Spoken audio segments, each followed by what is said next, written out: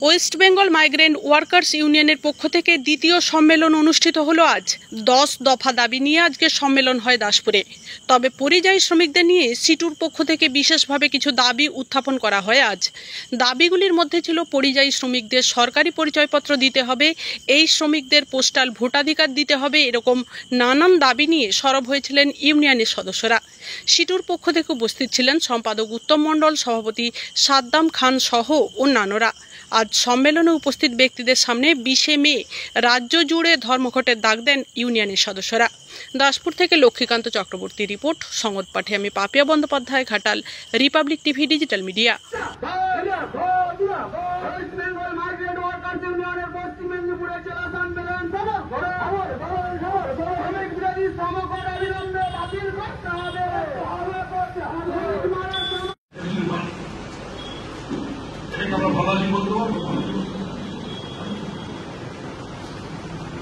আর সব প্রতিদিন আপনারা জানেন, কিন্তু এগুলো করতে গেলে যে সরকার দিলে রাষ্ট্রের তো দায়িত্ব থাকে,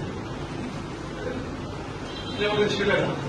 বেঙ্গল মাইগ্রেন্ট ওয়ার্কার্স ইউনিয়নের আজকে পশ্চিম মেদিনীপুর জেলা সম্মেলন হলো, দ্বিতীয় জেলা সম্মেলন।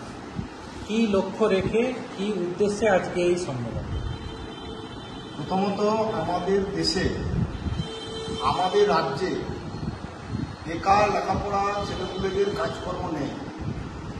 তার ফলে বিশেষত আমাদের রাজ্যের ছেলেরা, শিক্ষিত ছেলেরা, গ্রামীণ সমাজের মানুষ কাজের সন্ধানে আমাদের রাজ্য থেকে অন্য রাজ্যে যাচ্ছে।